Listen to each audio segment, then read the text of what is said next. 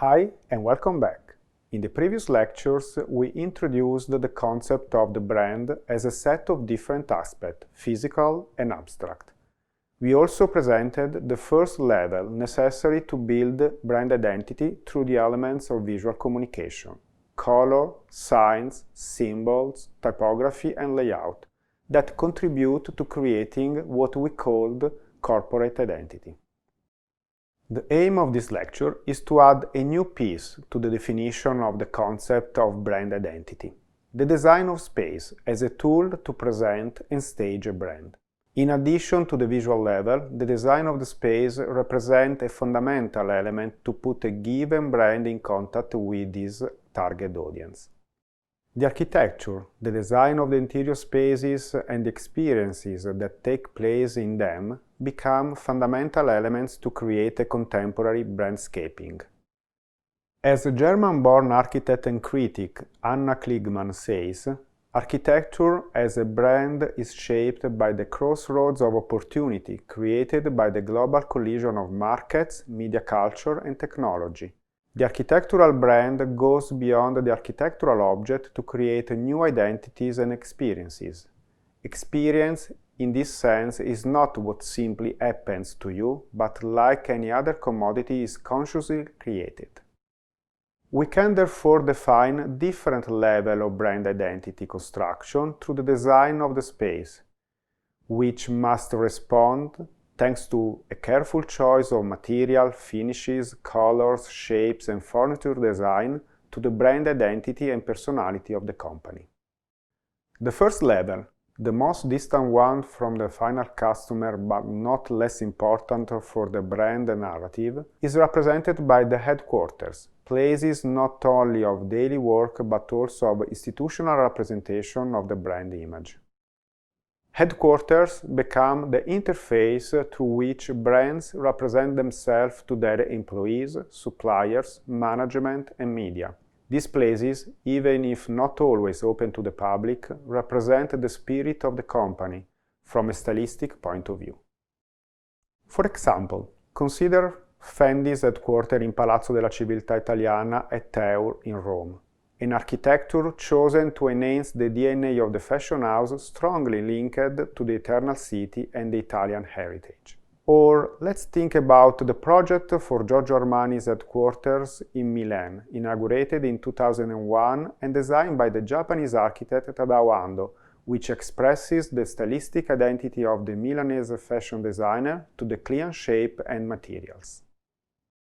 The design, not only of the headquarters but also and above all of the point of sales, is becoming more and more a fundamental tool for the construction of a strong brand identity.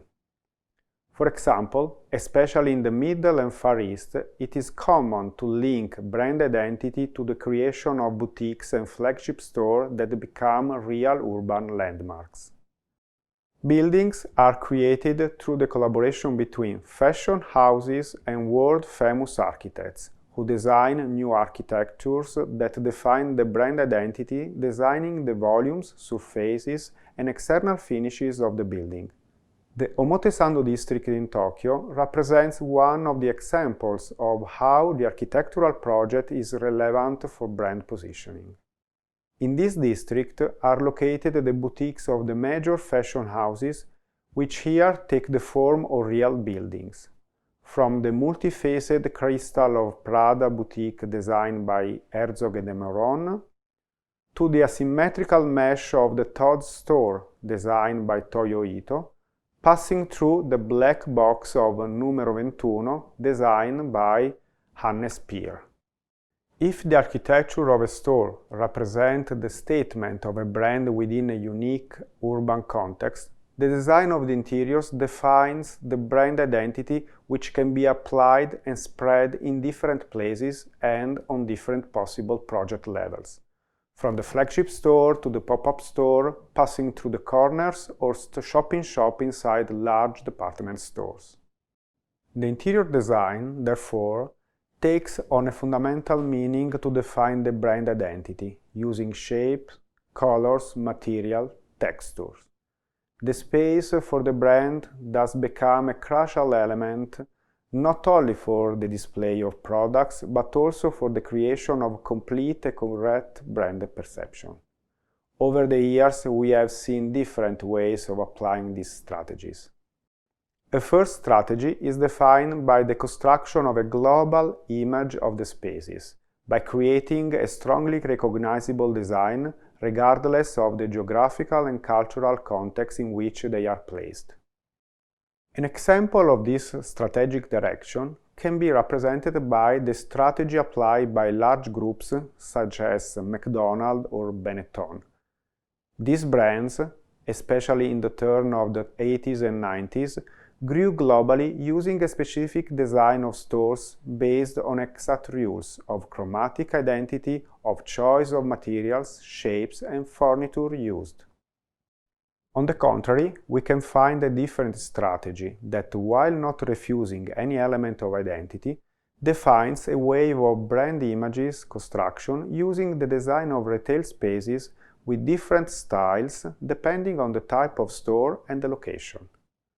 We thus witness the experiences of Prada and its Epicenter project commissioned from time to time to different architects, characterized by extremely experimental architectural languages, or the experiences of the Starbucks roasteries, which, while maintaining some material and chromatic references, are adapted every time to the city and to the specific place in which they are located.